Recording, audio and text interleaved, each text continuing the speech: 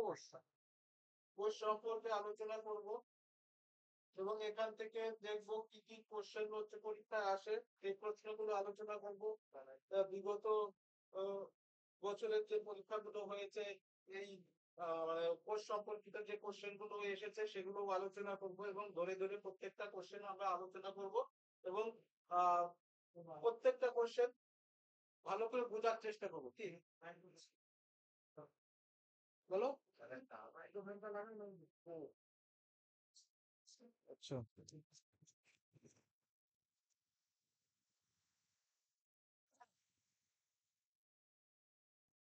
আচ্ছা, সেল বা কোষ হচ্ছে দুই প্রকার, ঠিক আছে। তার আগে বলি কোষ কোষটা কি। যে কোনো জীবদেহ, জীবদেহ বলতে উদ্ভিদ অথবা প্রাণী বোঝায়। যে কোনো জীবদেহ কি হয়, কোষের উপর কোষ নিয়ে তৈরি হয়। যেমন একটা বিল্ডিং ইটের উপর ইট মিলিয়ে হচ্ছে একটা বিল্ডিং দাঁড় করানো হয়, ঠিক কোষের উপর কোষ মিলে একটা জীবদেহ তৈরি হয়। সেটা উদ্ভিদও হতে পারে, প্রাণীও হতে পারে। প্রথম কোষ আবিষ্কার কে করেছিলেন? তাহলে who is the father of cell বলা হয়? কোষ তত্ত্বের জনক, কোষ তত্ত্ব না, কোষের জনক বলা হয় কাকে বলো? লিওয়েন লিওয়েন হুককে। লিওয়েন হুক হচ্ছে প্রথম 1665 খ্রিস্টাব্দে কোষ আবিষ্কার করেছিলেন। ওক নামক একটা গাছ আছে, ওক গাছের ছাল থেকে কোষ আবিষ্কার করেছিলেন এবং সেই কোষটা ছিল মৃত কোষ। পরবর্তীতে, ঠিক আছে, স্লাইডেন এবং সোয়ান হচ্ছে কোষ তত্ত্ব দিয়েছিলেন। এর সবই আছে, আমি আলোচনা করছি ধীরে ধীরে। আচ্ছা, কোষ হচ্ছে দুই প্রকার, একটা হচ্ছে প্রোক্যারিওটিক আর একটা হচ্ছে ইউক্যারিওটিক। প্রোক্যারিওটিক কোষ হচ্ছে যাদের হচ্ছে অনুন্নত উদ্ভিদ অথবা প্রাণীদের দেহে যে কোষ থাকে তাকে বলা হয় প্রোক্যারিওটিক প্রকৃতির কোষ। আর উন্নত প্রাণী দেহে বা উদ্ভিদ দেহে যে কোষ থাকে তাকে বলা হয় ইউক্যারিওটিক বা আধুনিক কোষ, ঠিক আছে, মডার্ন সেল। আর প্রোক্যারিওটিক মানে আদি কোষ, ঠিক আছে। এই এই মোটামুটি একটা কোষ। এই কোষের মধ্যে যা কিছু আছে তাকে একসঙ্গে বলা হয় প্রোটোপ্লাজম। কি বললাম? কোষের মধ্যে যা কিছু আছে একসঙ্গে বলা হয় প্রোটোপ্লাজম। নিউক্লিয়াস বাদে যে অংশগুলো থাকে তাকে বলা হয় সাইটোপ্লাজম। কোষের মধ্যে নিউক্লিয়াস আছে, কোষের মধ্যে যা কিছু আছে তাকে এক কথায় কি বললাম? প্রোটোপ্লাজম। এবার কোষের বাইরে যে একটা পর্দা থাকে সেটাকে বলা হয় কোষ পর্দা। উদ্ভিদ দেহে, উদ্ভিদ কোষে হচ্ছে কোষ প্রাচীর থাকে, প্রাণী দেহে, প্রাণী কোষে কোষ পর্দা থাকে। বুঝা গেছে? এটুকু বুঝা গেছে তো?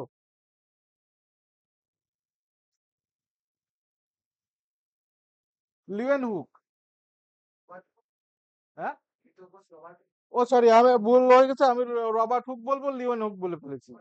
রবার্ট হুক, ঠিক আছে। এই এই দেখো, এটা হচ্ছে একটা ইউক্যারিওটিক কোষ বা একটা আধুনিক কোষ। এর মধ্যে যা কিছু আছে এক কথায় কি বললাম? প্রোটোপ্লাজম।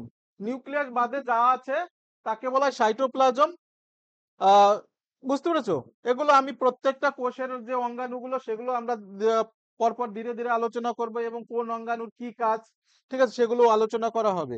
আর ইউক্যারিওটিক কোষ থাকে অনুন্নত, গঠন থাকে অনুন্নত, সেইভাবে হচ্ছে কোনো অঙ্গাণু সুগঠিত নয়। সরি, প্রোক্যারিওটিক কোষ, আদি কোষ। কিন্তু হচ্ছে উদ্ভিদ কোষ অথবা প্রাণী কোষ, সরি, মানে ইউক্যারিওটিক অথবা প্রোক্যারিওটিক কোষে ডিএনএ থাকে, ঠিক আছে। কিন্তু প্রোক্যারিওটিক কোষে কোন জিনিসটা বেশি থাকে? আরএনএটা বেশি থাকে।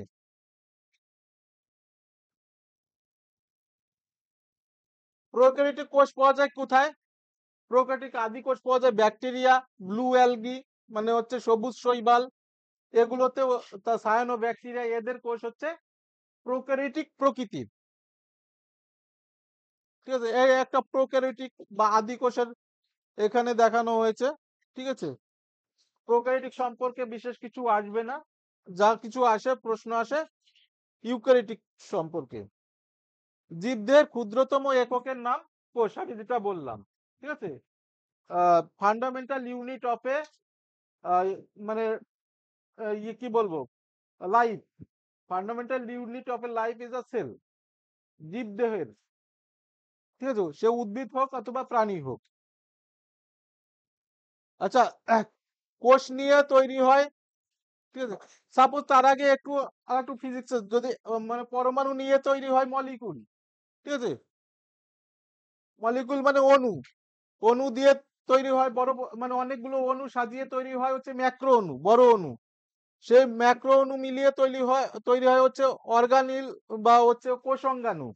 ঠিক আছে, কোষাঙ্গাণু দিয়ে তৈরি হয় একটা সেল। বোঝা গেছে কি? সেল বা কোষ, কতগুলো কোষ বা কয়েক লক্ষ কোষ দিয়ে তৈরি, কয়েক কোটি কোষ দিয়ে তৈরি হয় টিস্যু। টিস্যু মানে কলা। আবার কতগুলো কলা মিলিয়ে তৈরি হয় হচ্ছে এক একটা অর্গান। যেমন হচ্ছে সাপোজ এখানে স্টোমাক, স্টোমাকের মধ্যে একাধিক টিস্যু আছে। ঠিক আছে, বুঝতে পেরেছো? আবার কতগুলো অর্গান নিয়ে তৈরি হয় একটা অর্গান সিস্টেম। আর অর্গান সিস্টেম মানে হিউম্যান অর্গান সিস্টেম, মানব দেহ হতে পারে বা যে কোনো উদ্ভিদ দেহ হতে পারে। ঠিক আছে, কোষকে ইংরেজিতে বলা হয় সেল। ঠিক আছে, সুতরাং কোষ সম্পর্কিত বিদ্যাকে কি বলা হয়? সাইটোলজি। এটা মনে রেখো। ঠিক আছে, এটা এখানে একটা উদ্ভিদ কোষের, উদ্ভিদ কোষকে দেখানো হয়েছে।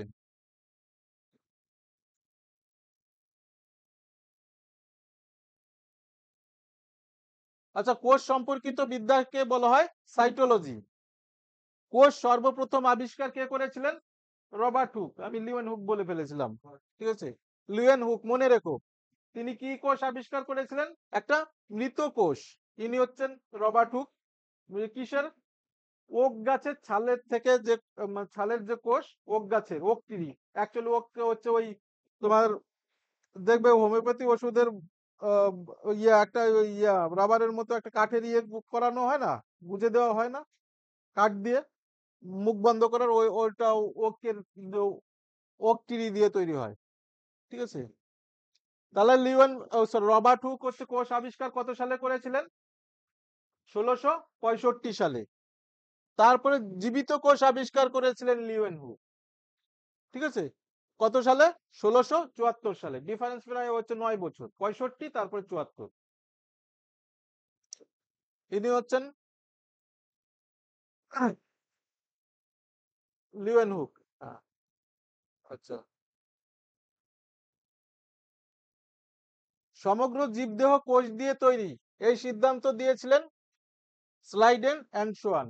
দেখো, কোষ আবিষ্কার করে, প্রথমে কোষ আবিষ্কার করে কে করলেন? Robert Hooke. তারপরে জীবিত কোষ আবিষ্কার করলেন লিওয়েন হুক। এবার পরবর্তীতে এই কোষ দিয়েই যে বডিটা, দেহ তৈরি, সেই তত্ত্ব বা সেল থিওরি কে দিলেন? দুজন বিজ্ঞানী, একজন হচ্ছে স্লাইডেন আর একজন হচ্ছে সোয়ান। স্লাইডেন and Schwann. বুঝা গেল? তাহলে ফাদার অফ সেল থিওরি বা কোষ তত্ত্বের জনক হচ্ছে স্লাইডেন সোয়ান।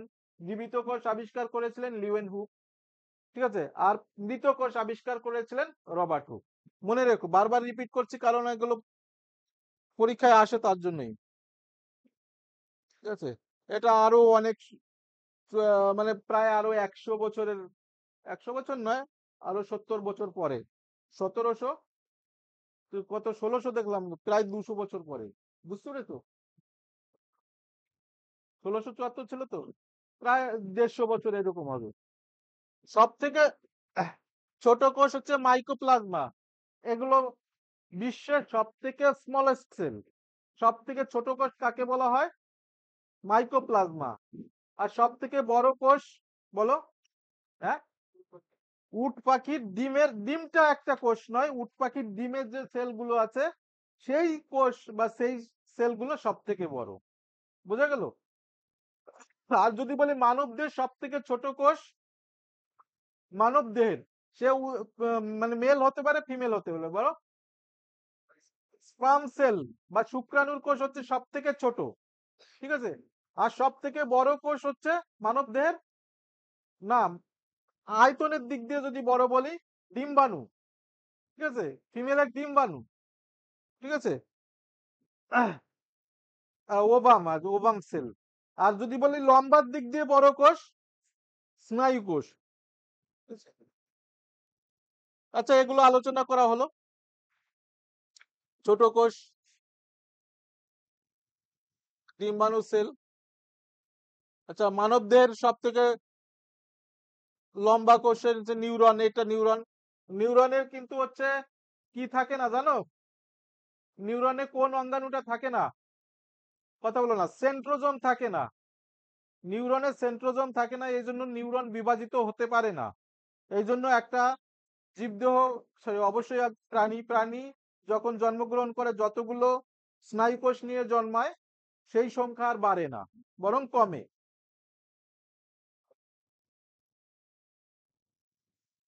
আচ্ছা, এই নিউরনের কতগুলো ভাগ আছে? ডেনড্রন, ডেনড্রাইট, অ্যাক্সন, ঠিক আছে, এগুলো ভাগ আছে, বলো। আচ্ছা ঠিক আছে।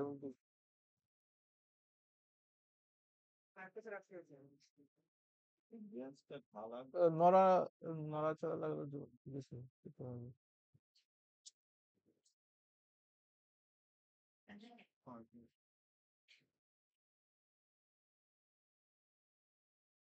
ওটা ফিক্স করে দেবেন।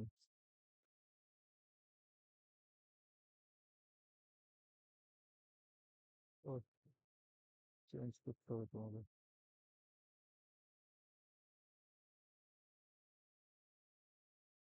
ঠিক আছে।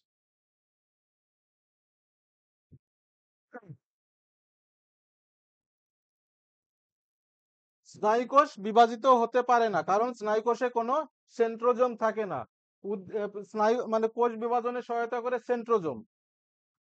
আচ্ছা, সব থেকে দ্রুত কোষ বিভাজন হয় কার, মানে শরীরের কোন অঙ্গের? সেটা হচ্ছে যকৃৎ।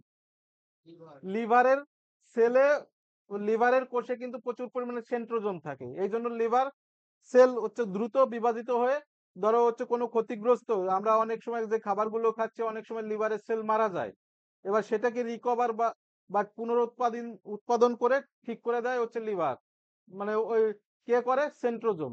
সব থেকে সেন্ট্রোজোম বেশি পাওয়া যায় কোন কোষে? লিভারের কোষে, মনে রেখো। এটা আগেই বললাম, বহু সংখ্যক কোষ নিয়ে গঠিত হয় টিস্যু, আর টিস্যু নিয়ে গঠিত হয় অঙ্গ, অঙ্গ নিয়ে গঠিত হয় গোটা শরীরটা। লিভার, ঠিক আছে। আচ্ছা, এইবার আসছি হচ্ছে কোষের যে অঙ্গাণুগুলো আছে। কোষের মধ্যে কি বলেছিলাম, কোষের মধ্যে যা কিছু আছে কার্তিক, তাকে এক কথায় প্রোটোপ্লাজম, ঠিক আছে। প্রোটোপ্লাজমের দুটো ভাগ, একটা হচ্ছে কি বলো, সাইটোপ্লাজম, আর একটা হচ্ছে কোষীয় অঙ্গাণু বলতে নিউক্লিয়াস, ঠিক আছে। নিউক্লিয়াস বাদে যা কিছু আছে তাকে বলা হয় সাইটোপ্লাজম। সাইটোপ্লাজমের মধ্যে এক হচ্ছে দানাদার অংশ যেটা হচ্ছে কোষীয় অঙ্গাণু আছে, আর একটা হচ্ছে জলীয় অংশ, বুঝতে পেরেছো? আচ্ছা, কোষ পর্দা বা কোষ মেমব্রেন, কোষের বাইরে যে আবরণ থাকে তাকে বলা হয় কোষ পর্দা, ঠিক আছে। আহ উদ্ভিদ কোষের কোষ পর্দাটা উদ্ভিদ কোষের ক্ষেত্রে কোষ প্রাচীর বলছি, ঠিক আছে। উদ্ভিদ কোষের কোষটা কেমন, কোষ প্রাচীরটা কেমন, ধরো হচ্ছে ডিমের মতো। ডিমের উপরের অংশ শক্ত অংশ, তারপরে একটা পর্দা থাকে, ডিমের উপর পর্দা থাকে তো, ঠিক আছে। এইটা হচ্ছে উদ্ভিদ কোষ। আর প্রাণী কোষটা যদি মনে করো, ডিমের উপরের অংশটা মানে খোলসটা ছাড়িয়ে দিলে যে ভিতরের যে পর্দাটা থাকে সেটা হচ্ছে প্রাণী কোষ।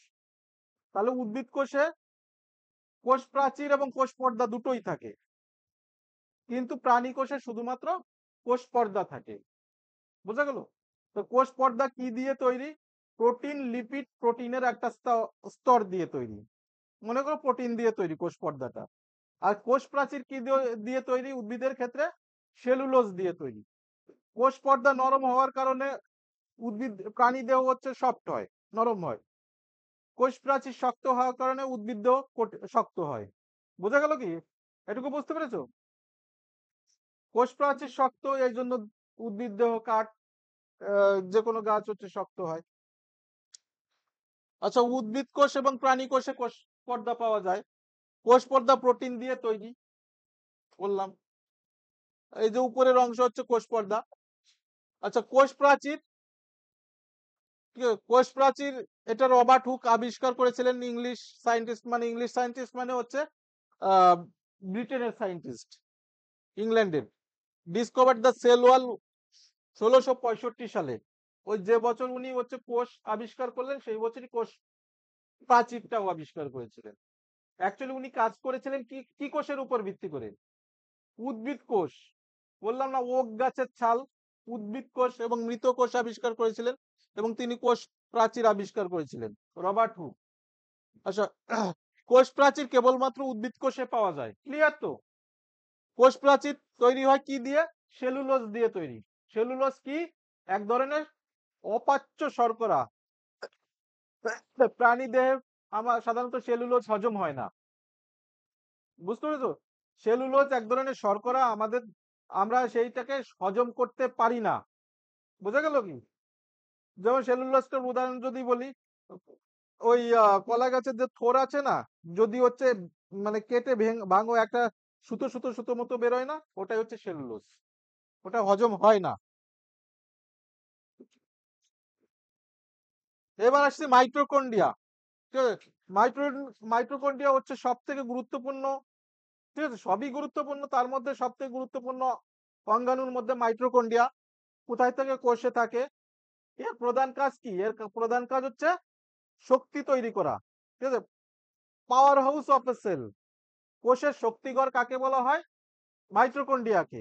তাহলে তার মানে কি, আমরা যে খাবারটা খাচ্ছি সেই খাবারটা আস্তে আস্তে তো হজম হচ্ছে, হজম হয়ে হচ্ছে ইন্টেস্টাইন বা ক্ষুদ্রান্তের মধ্যে দিয়ে যখন যাচ্ছে, ওই খাদ্যের সরল অংশ মানে শোষণ হয়ে রক্তের সঙ্গে মিশে যাচ্ছে, এবং রক্ত কি করছে, আমাদের দেহে যত কোষ আছে সবাইকে ওই খাদ্যটা পৌঁছে দিচ্ছে।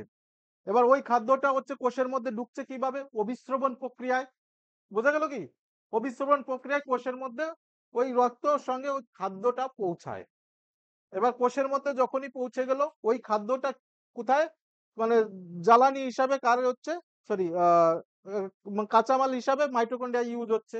এবং হ্যাঁ, আর প্রয়োজন হচ্ছে অক্সিজেনের। যেমন উনুন জ্বালাতে অক্সিজেনের প্রয়োজন হয়, তোমার কোষে হচ্ছে মাইটোকন্ড্রিয়াকে পরিচালন করার জন্য অক্সিজেন প্রয়োজন হয়। সেই অক্সিজেনটা কোথা থেকে আসছে? এই যে বায়ুমণ্ডল থেকে। সেটাও কিসের সঙ্গে মিশছে? বা রক্তের সঙ্গে মিশে। রক্ত মানে ও রক্ত কি করছে? অক্সিজেন এবং খাদ্যকে কোষের মধ্যে পৌঁছে দিচ্ছে। কোষের মধ্যে যখনই পৌঁছে দিচ্ছে, মাইটোকন্ড্রিয়া কি করছে? ওই খাদ্যটাকে শক্তিতে রূপান্তরিত করছে। এইগুলো সমস্ত কিছু কন্ট্রোল কে করছে? নিউক্লিয়াস। ঠিক আছে, মানে কাজটা ঠিকঠাক হচ্ছে কিনা এগুলো পরিচালনা করছে কে? কোষের নিউক্লিয়াস। আর এই জন্য নিউক্লিয়াসকে বলা হয় হচ্ছে মানে কোষের ব্রেন। আমাদের যেমন ব্রেন আমাদের মাথা, কোষের ব্রেন কাকে বলা হয়? নিউক্লিয়াসকে। এবার দেখো এখানে একটু আলোচনা করি। তাহলে মাইটোকন্ড্রিয়া কে আবিষ্কার করেছিলেন? Albert von Kolliker. ঠিক আছে, 1857 সালে মাইটোকন্ড্রিয়া আবিষ্কার করেছিলেন। মাইটোকন্ড্রিয়া এই যে এই যে খাদ্য তৈরির প্রক্রিয়া, খাদ্য থেকে শক্তি তৈরির প্রক্রিয়া, এটাকে বলে ক্রেবস সাইকেল, ক্রেবস চক্র। বোঝা গেল? আমরা যে খাবারটা খাচ্ছি সেই খাবার থেকে শক্তি তৈরি হচ্ছে মাইটোকন্ড্রিয়ায়। এই যে প্রসেস, এটাকে বলে ক্রেবস চক্র। এবং এই চক্রটা হচ্ছে কোথায় ঘটে? মাইটোকন্ড্রিয়াতে। ক্লিয়ার তো? আচ্ছা, মাইটোকন্ড্রিয়ার পর্দাকে বলা হয় ক্রিস্টি। ঠিক আছে, এটিপি তৈরি হয় মাইটোকন্ড্রিয়াতে। যে খাবারটা তৈরি হচ্ছে, প্যাকেজিং হয়ে যাচ্ছে, ছোট ছোট প্যাকেট হিসাবে জমা হচ্ছে, সেটাকে বলা হয় এটিপি, অ্যাডিনোসিন ট্রাইফসফেট। আমরা খাবারটা খাচ্ছি, সেই খাবার মানে সেই খাবারটা জমা হচ্ছে, সেই জমা জমা শক্তি থেকে, এটিপি থেকে আমরা দৌড়াচ্ছি, কথা বলছি, সমস্ত কাজ বাজ করছি। ঠিক আছে, আমাদের বডি, পুরো বডিটা কিন্তু অটোনমাস। অটোনমাস বলতে কি বলছে? এই যে আমি এখন কথা বলছি, জিহ্বার শক্তি জিহ্বাতেই উৎপন্ন হচ্ছে। জিহ্বাতে কোষ আছে, সেখানে মাইটোকন্ড্রিয়া আছে, সেখানে কিন্তু সেই শক্তিটা উৎপন্ন হচ্ছে। এই অনেক সময় কি হয়, এই যে কথা বলতে বলতে আমি পরিশ্রান্ত হচ্ছি, ক্লান্ত হয়ে যাচ্ছি, তখন এখানকার এনার্জি যখনই শেষ হচ্ছে, অন্য জায়গায় যে এটিপি গুলো উৎপন্ন হয়ে ছিল, সেই শক্তিটা এখানে ট্রান্সফার করে আনছে, কথা বলতে সাহায্য করছে। বা এখানে ট্রান্সফার করছে কে? বলো? রাইবোজোম। রাইবোজোম হচ্ছে শক্তি হচ্ছে সাপ্লাই করে এক জায়গা থেকে আর এক জায়গা। আর আর একটা হচ্ছে প্রোটিন তৈরি করে। বুঝা গেল? আচ্ছা, মাইটোকন্ড্রিয়া এটা হচ্ছে, দেখো মাইটোকন্ড্রিয়া শক্তি উৎপন্ন করছে, এটাই বোঝানো হচ্ছে, উনুন জ্বলছে মাইটোকন্ড্রিয়ার মধ্যে। ঠিক আছে, আচ্ছা এবার আসছি গলগি, সরি আমি রাইবোজোম বললাম না, ওটা হচ্ছে গলগি বডি করে। শক্তি সঞ্চয় সাপ্লাই করেছে গলগি বডি, ভুল বলা হয়েছে, শক্তি পরিবহন করে। ঠিক আছে, আচ্ছা, গলগি বডি আবিষ্কার করেছে ক্যামিলো গলগি। কে করেছিলেন? Camillo Golgi. কত সালে? 1898 সালে। এই গলগি বডির প্রধান কাজ হচ্ছে প্রোটিন তৈরি করা এবং শক্তি পরিবহন করা। ধরো এক জায়গা থেকে শক্তি আর এক জায়গা পাঠাচ্ছে। তুমি যখন সকালবেলা মর্নিং ওয়াক করছো বা রান করছো, সারা শরীরের শক্তি কিন্তু পায়ে সঞ্চার করছে কে? Golgi body. আচ্ছা, কোষগহ্বর বা ভ্যাকুল, ঠিক আছে, কোষের মধ্যে যে ফাঁকা অংশটা থাকে তাকে বলে ভ্যাকুল। ভ্যাকুলের মধ্যে সাধারণত জল জমা থাকে। এছাড়া প্রাণী কোষে জল জমা থাকে। প্রাণী কোষের কোষ গহ্বরগুলো ছোট হয়। কি বললাম? প্রাণী কোষের কোষ গহ্বরগুলো ছোট হয়, ভ্যাকুলগুলো ছোট হয়, কিন্তু উদ্ভিদ কোষের কোষ গহ্বরগুলো তুলনামূলকভাবে বড় হয়। এবার কোষের মধ্যে যে হচ্ছে অপ্রয়োজনীয় প্রথম অবস্থায় হচ্ছে ওই ইয়েতে এসে মানে মানে প্রাণী কোষের যে অপ্রয়োজনীয় ইউরিয়া, অ্যামোনিয়া বা যে রেচন পদার্থগুলো, যে জলীয় অংশ, সেটা এসে কোথায় হচ্ছে জমা থাকছে? ভ্যাকুইল। তার তারপরে ওটা বেরিয়ে এসে রক্তের সঙ্গে মিশে যে মানে কিডনিতে ছাঁকনি হয়ে দেহের বাইরে চলে যাচ্ছে। কিন্তু উদ্ভিদ কোষের ক্ষেত্রে কি হয়? উদ্ভিদ কোষের হচ্ছে যে অপ্রয়োজনীয় পদার্থগুলো, এগুলোকে রেচন পদার্থ বলছি তো, মানে বিপাক ক্রিয়ায় যে যে পদার্থগুলো উৎপন্ন হচ্ছে তাকে বলা হয় রেচন পদার্থ। উদ্ভিদ কোষের যে রেচন পদার্থগুলো কোথায় এসে জমা হচ্ছে?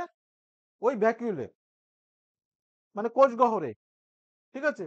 আর ওটাই কিন্তু আমাদের হচ্ছে মানে আমাদের প্রয়োজনীয় মানে অনেক কাজে লাগছে। উদ্ভিদের যে রেচন পদার্থ, যেমন হচ্ছে গদ, রজন, তরুক্ষীর, এগুলো হচ্ছে রেচন পদার্থ। কিন্তু প্রাণীদেহের রেচন পদার্থ ইউরিয়া, অ্যামোনিয়া, এগুলো সাধারণত কাজে লাগে না, ক্ষতিকারক। কিন্তু উদ্ভিদ দেহের রেচন পদার্থগুলো উপকারী। এই যে দেখো, ভ্যাকুইল বা কোষ গহ্বরের মধ্যে 65% কি থাকে? জল থাকে। ভ্যাকুইল আবিষ্কার কে করেছিলেন? দ্য টার্ম ভ্যাকুইল ওয়াজ কয়েন্ড 1841 সালে জার্মান বোটানিস্ট, একজন জার্মান হচ্ছে উদ্ভিদবিদ, এটাই করেছিলেন। এর নামটা দেওয়া হয়নি। হ্যাঁ, ভ্যাকুইল বা কোষগহ্বর আবিষ্কার করেছিলেন। ভ্যাকিউম মানে শূন্যস্থান, ভ্যাকুইল মানে কোষগহ্বর, মনে দেবে। আচ্ছা, সেন্ট্রোজোম। সেন্ট্রোজোম সব থেকে গুরুত্বপূর্ণ একটা অর্গানু, অঙ্গাণু, যেটা হচ্ছে কেবলমাত্র প্রাণী কোষেই থাকে। উদ্ভিদ কোষে কোনো সেন্ট্রোজোম থাকে না। এই সেন্ট্রোজোমই কি করে? কোষ বিভাজনে সহায়তা করে। একটু আগেই বললাম, সব থেকে সেন্ট্রোজোম কোথায় পাওয়া যায়? লিভার সেল বা যকৃতের কোষে সেন্ট্রোজোমের সংখ্যা সব থেকে বেশি থাকে।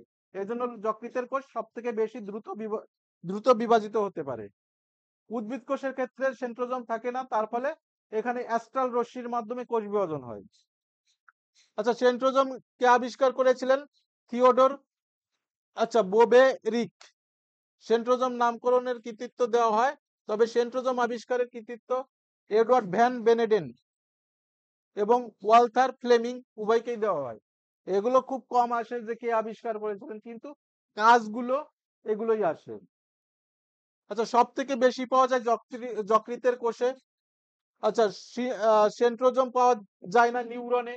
আমি আলোচনার মধ্যেই করে দিয়েছি, কিন্তু নিউরনে সেন্ট্রোজোম থাকে না, এই জন্য নিউরন বিভাজিত হতে পারে না। আচ্ছা, সেন্ট্রোজোমের প্রধান কাজ হচ্ছে কোষ বিভাজনে সহায়তা করা। ব্রেনে 10% গ্লিয়াল সেল পাওয়া যায় যাতে সেন্ট্রোজোম পাওয়া যায়। এবার দেখো, অনেকের বলা হয় ব্রেন টিউমার বা ব্রেন ক্যান্সার হয়েছে। আচ্ছা, টিউমার মানে বা ক্যান্সার মানে হচ্ছে অনিয়ন্ত্রিত কোষ বিভাজন, আনকন্ট্রোল সেল ডিভিশন। বোঝা যাচ্ছে কি আমার কথা? না মাথার উপর দিয়ে যাচ্ছে রোহিত?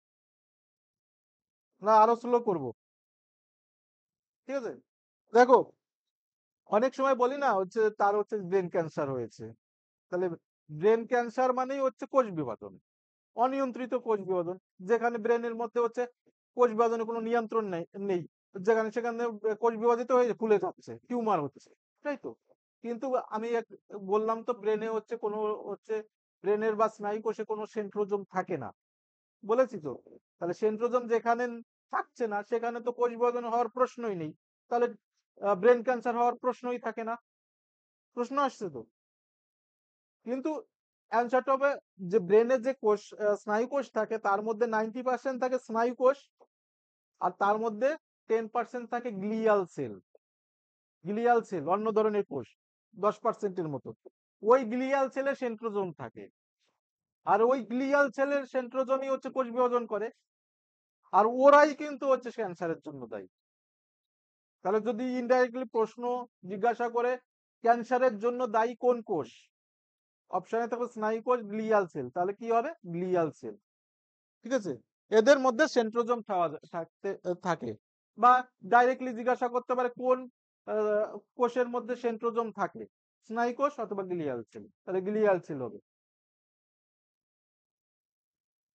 আচ্ছা, ফটোটা দেওয়া হয়নি, আচ্ছা ফটোটা আগে দিয়ে নিই। আচ্ছা, এন্ডোপ্লাজমিক রেটিকুলাম নিউক্লিয়াসের বাইরে হচ্ছে এবড়ো খেবড়ো ভাবে এক ধরনের পর্দার মতো থাকে, জালের মতো থাকে, তাকে বলা হয় হচ্ছে এন্ডোপ্লাজমিক রেটিকুলাম।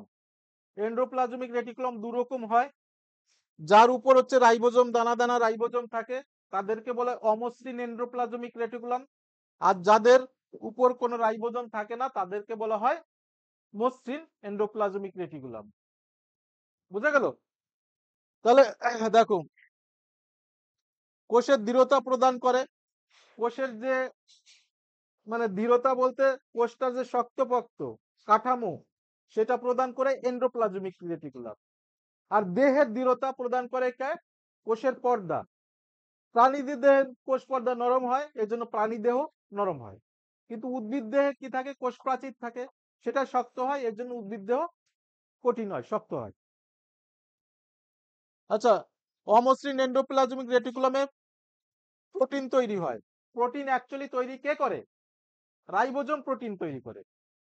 ঠিক আছে, রেটিকুলাম এই পর্দাটা প্রোটিন তৈরি করে না, যেহেতু অমসৃণের উপরই রাইবোজোম থাকে, সেই জন্য আমরা ডাইরেক্টলি বলতে পারি অমসৃণ এন্ডোপ্লাজমিক রেটিকুলাম প্রোটিন তৈরি করে। আচ্ছা, এবার আসি রাইবোজোম। রাইবোজোম কে আবিষ্কার করে? George Emil Palade. ইনি হচ্ছেন রোমানিয়ান আমেরিকান সেল বায়োলজিস্ট। 1955 সালে রাইবোজোম আবিষ্কার করেছিলেন। রাইবোজোম দুটো সেডিমেন্টেশন কোফিসিয়েন্ট পরীক্ষার দ্বারা রাইবোজোমকে দুভাগে ভাগ করা যায়। আসলে এত টেকনিক্যাল টার্ম মনে রাখার দরকার নেই, জাস্ট এটা বোঝার চেষ্টা করো। রাইবোজোমের দুটো ভাগ, ঠিক আছে? একটা হচ্ছে 70s প্রকৃতির রাইবোজোম, একটা হচ্ছে 80s প্রকৃতির রাইবোজোম। সাপোজ মানে এটা মনে করতে পারো, যেমন একটা পাত্রে, একটা জলের পাত্রে হচ্ছে রাইবোজোম দিয়ে দেওয়া হয়েছে, কিছু রাইবোজোম হচ্ছে নিচের দিকে থিতিয়ে পড়েছে, আর কিছু রাইবোজোম হচ্ছে জলের মধ্যে ভেসে আছে। যেটা থিতিয়ে পড়েছে সেটা 80s রাইবোজোম, আর যেটা ভেসে আছে সেটাকে 70s রাইবোজোম। হ্যাঁ, এর বেশি দরকার নেই। আচ্ছা, ছোট রাইবোজোম হচ্ছে প্রোক্যারিওটিক কোষে পাওয়া যায়, আর বড় রাইবোজোম সাধারণত ইউক্যারিওটিক কোষে পাওয়া যায়। তাহলে রাইবোজোম দুই প্রকার, একটা 70s আর একটা হচ্ছে 80s। 70s টা প্রোক্যারিওটিক আদি কোষে, আর 80s ইউক্যারিওটিক বা আধুনিক কোষে বা মডার্ন সেলে। আর রাইবোজোমের কাজ কি? প্রধান কাজ প্রোটিন তৈরি করা। এটা হচ্ছে রাইবোজোম। এগুলো ফটোটা দেখা সৌন্দর্যের জন্য, এছাড়া অন্য কিছু না। আচ্ছা, এবার আসছি নিউক্লিয়াস।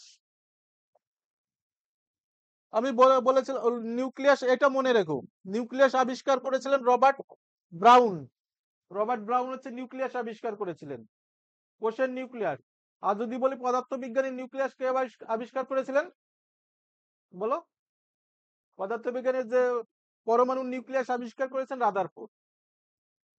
আর জীবন বিজ্ঞানের কোষের নিউক্লিয়াস আবিষ্কার করেছিলেন রবার্ট ব্রাউন।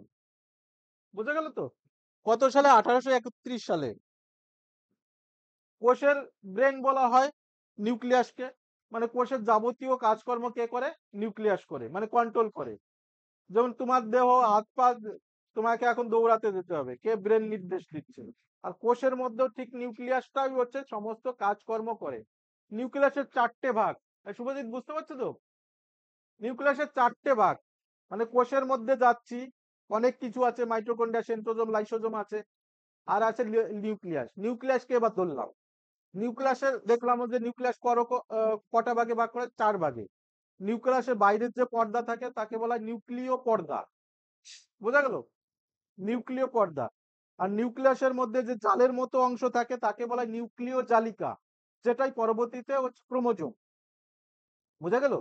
আর নিউক্লিয়াসের মধ্যে যে জল থাকে, জলীয় অংশ, তাকে বলা হয় নিউক্লিয় প্লাজম। নিউক্লিয় প্লাজম, নিউক্লিয়াসের মধ্যে যে জল থাকে, বুঝতে পেরেছো? তাকে বলা হয় নিউক্লিয় প্লাজম। আর নিউক্লিয়াসের মধ্যে আরো ছোট একটা দানাদার অংশ থাকে, তাকে বলা হয় নিউক্লিওলাস। বোঝা গেল? তাহলে নিউক্লিয়াসের চারটে ভাগ: নিউক্লিয় পর্দা, নিউক্লিয় প্লাজম, নিউক্লিয় জালিকা, নিউক্লিয় লাস। আচ্ছা, কোষের ব্রেন বলা হয় ক্রোমোজোম পাওয়া যায় নিউক্লিয়াসে। বুঝা গেল? মানে ওই নিউক্লিয়াসের যে জালিকা গুলো কোষ বিভাজনের সময় ওই জল শুকিয়ে যে ওই জালিকাই হচ্ছে ক্রোমোজোমে রূপান্তরিত হয়। আর ওই ক্রোমোজোমের মধ্যেই থাকে ডিএনএ, আরএনএ, আরএনএ ডিএনএ থাকে। আচ্ছা, ডিএনএ এবং আর আরএনএ পাওয়া যায় ক্রোমোজোমে। নিউক্লিয়াসে নিউক্লিয়াসে হচ্ছে 80%ই থাকে প্রোটিন, প্রোটিন থাকে। আর নিউক্লিয়াসে 10% থাকে ডিএনএ, আর বাদ বাকি 10% থাকে অন্য কিছু। আচ্ছা, নিউক্লিয়াস, আচ্ছা এইটা একটু দেখো না। এই যে দেখো, এই যে যে পর্দা, এটা নিউক্লিয়, সরি, এই যে এটা হচ্ছে নিউক্লিয়াস।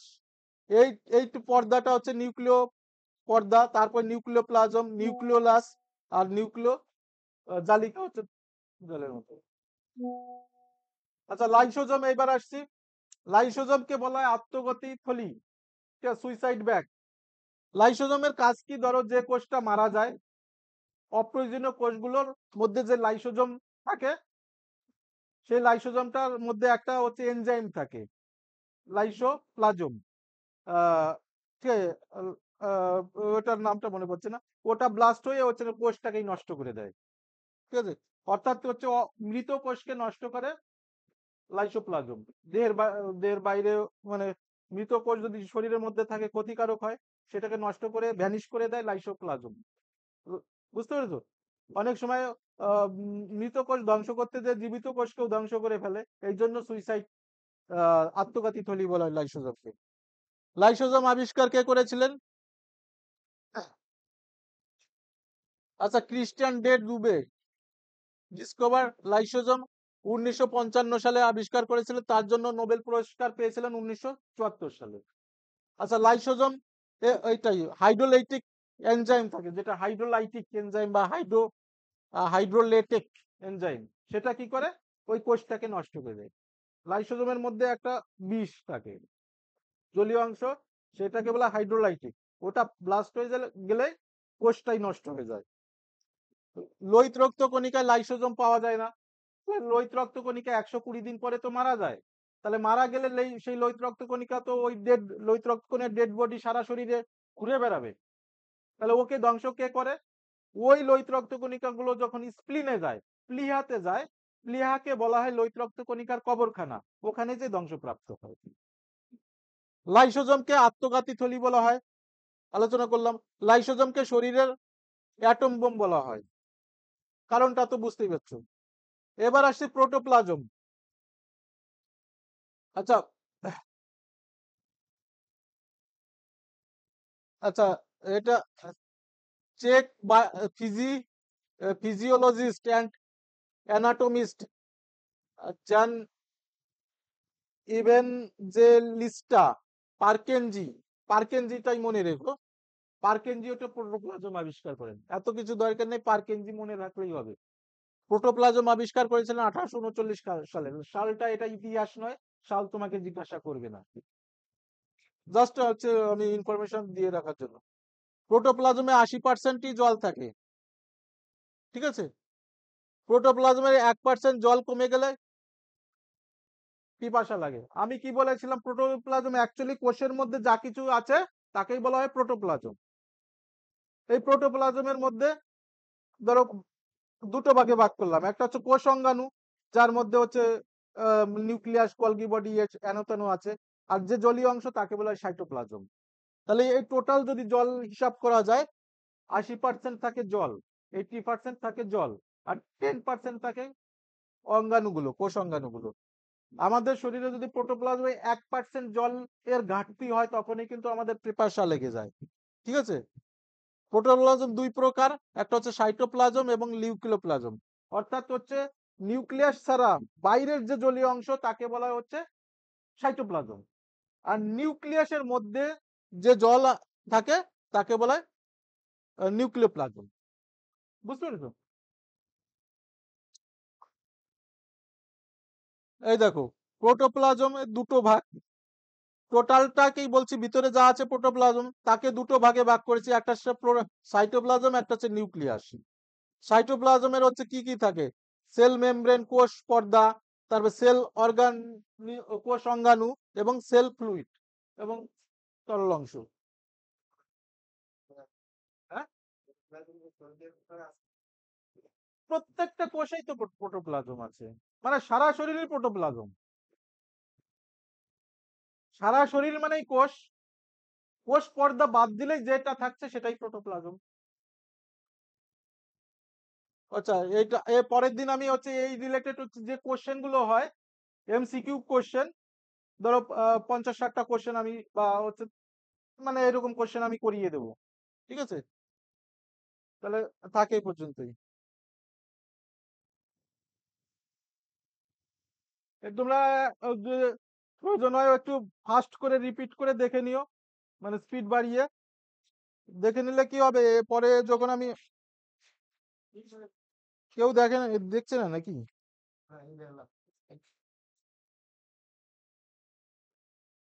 রেকর্ডিং হচ্ছে।